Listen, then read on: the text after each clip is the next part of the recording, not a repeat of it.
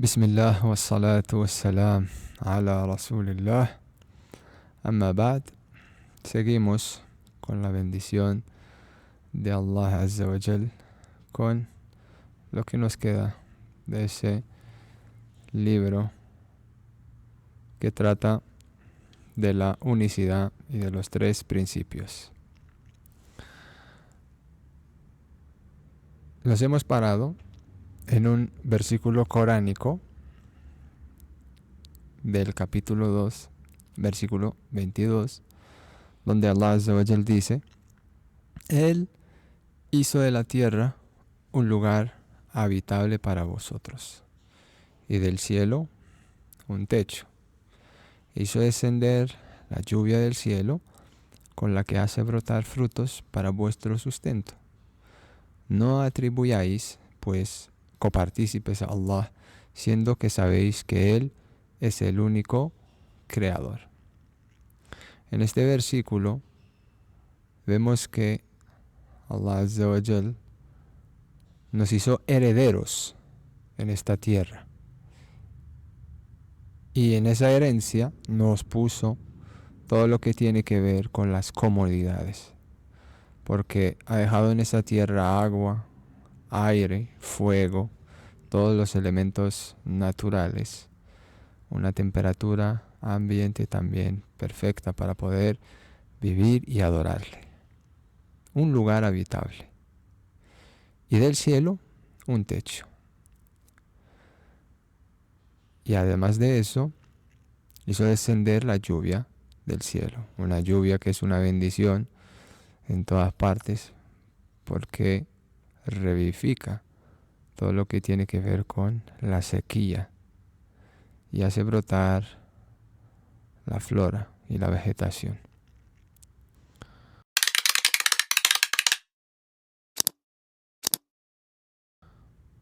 Esos frutos que brotan para nuestro sustento.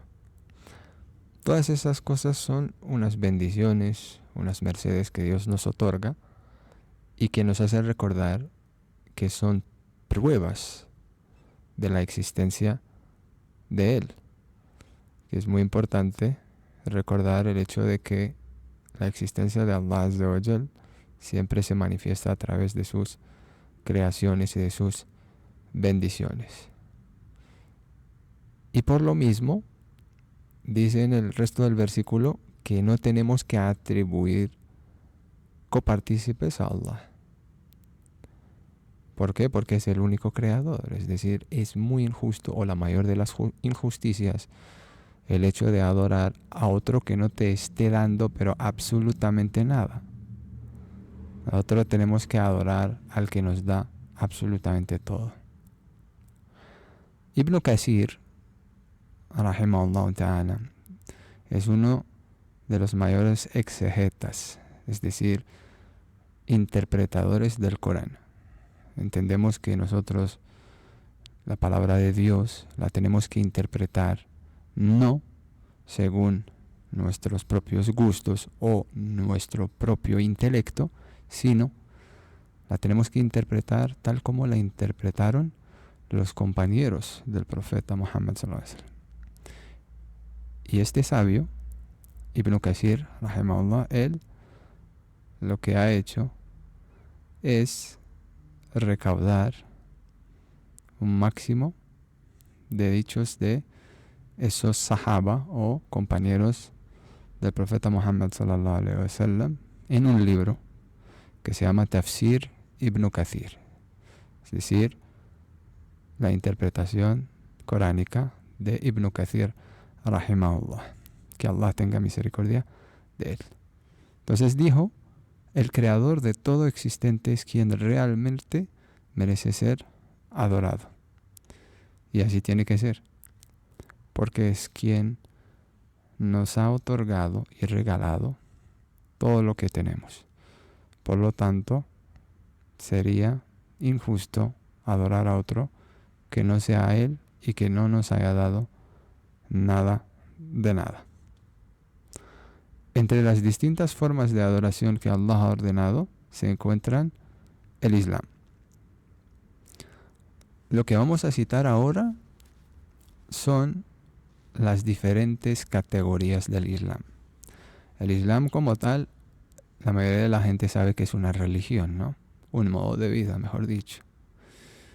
Sin embargo, el Islam mismo, en realidad, es el primer grado. Y más uno se va acercando a Dios, y más uno va realizando esos pilares del Islam, más tiene también que realizar 2 otros grados según la fe que llega a alcanzar. El primer grado se llama el Islam, el segundo grado se llama el Imán, y el tercer grado y último se llama el Ihsan. Y ahora vamos explicando lo que significan. Entonces, entre las distintas formas de adoración que Allah ha ordenado, se encuentran el Islam, como una forma de adoración externa, ya sea la oración, el ayuno, la peregrinación u otras formas. El Imán y el Ihsan como forma de adoración interna, es decir, la fe y la sinceridad. Aquí Muhammad ibn Abdul Wahhab rahimahullah lo que hace es darnos una primera diferencia entre esos términos. Primero, el Islam, ya son conocidos los 5 pilares del Islam. El primero, la Shahada, es decir, atestiguar que hay un único Dios digno de ser adorado y que Muhammad sallallahu alaihi wasallam es su siervo y profeta. Ese es el primer pilar y el más importante de todos. El segundo, la Salat, es decir, la oración, las 5 oraciones prescritas a diario. 3, el asaque o el zakat en árabe.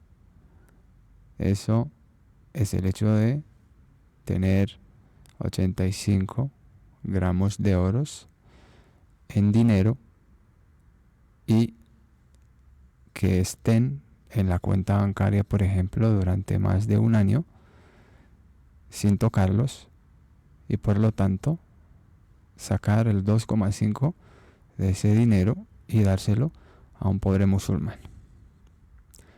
El cuarto pilar del Islam es el ayuno. El ayuno es el mes prescrito por Allah Azza wa Jal para que los musulmanes ayunemos durante un mes lunar que se llama Ramadán. Y se ayuna desde 1 hora, más o menos, antes del amanecer, hasta la 4ª oración, que es el Maghrib, que sería el ocaso. Y el último pilar es la peregrinación o el Hajj, y es el hecho de peregrinar en la Meca, en Arabia Saudita, una vez en la vida, siempre y cuando se tengan los recursos para hacerlo. Esos son los 5 pilares del Islam, brevemente explicados, y tenemos que saber que esos 5 pilares del Islam, como se puede ver, son unos pilares que se pueden percibir, es decir, son una forma de adoración externa.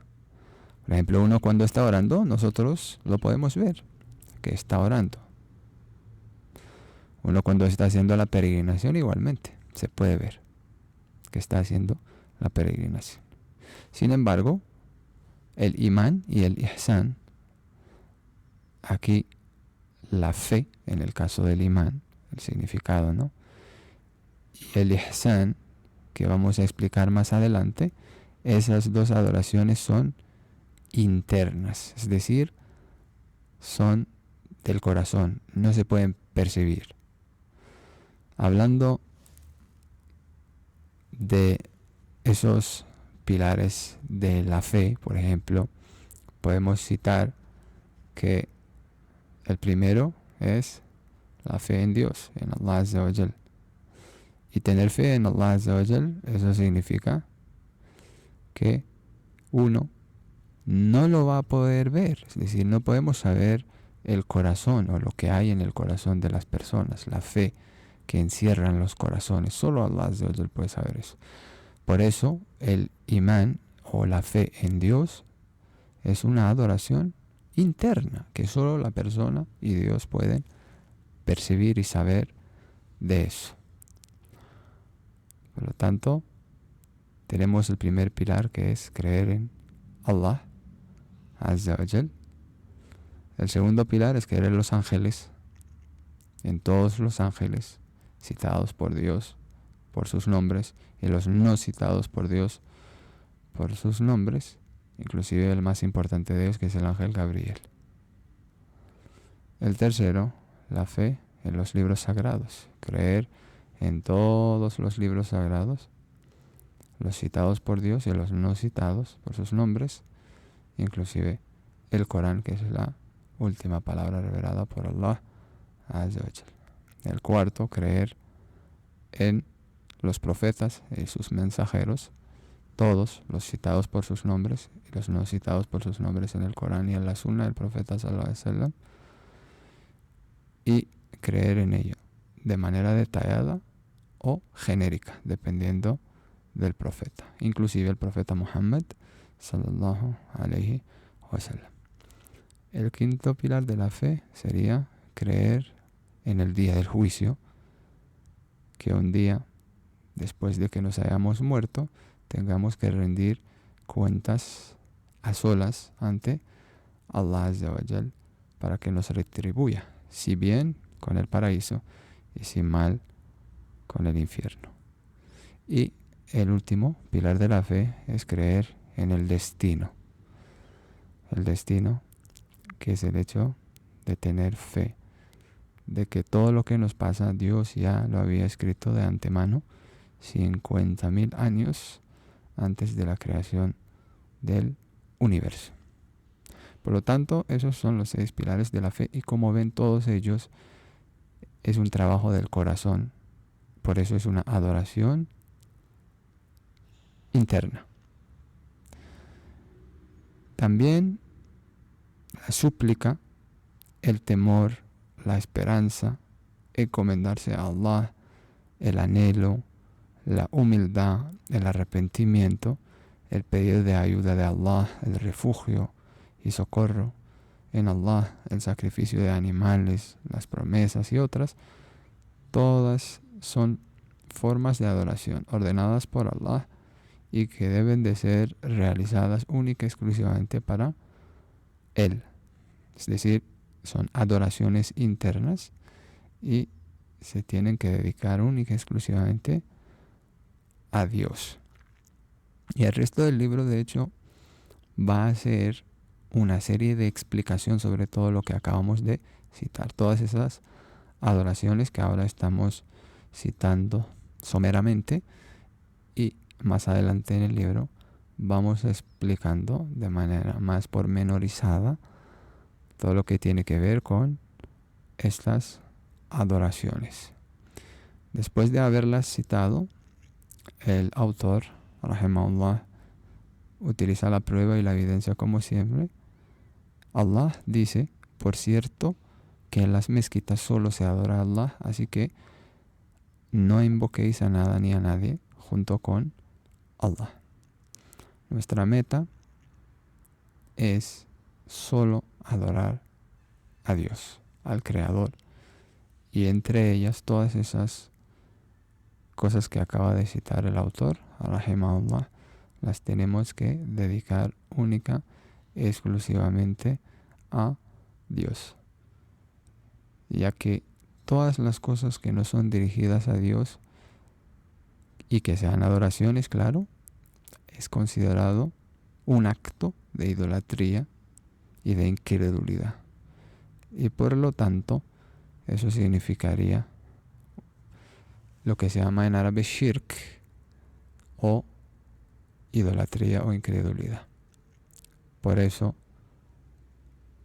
en este caso, vamos a terminar la sesión con el hecho de decir: aquel que dirija algún acto de adoración a otro en vez de Allah es considerado un idólatra, porque Allah dice: y quien invoca a Allah es considerado un idólatra porque dice en el versículo coránico 23:117, y quien invoca a otro Dios junto a Allah sin tener prueba, tendrá que rendir cuenta ante Allah, y los infieles no prosperarán.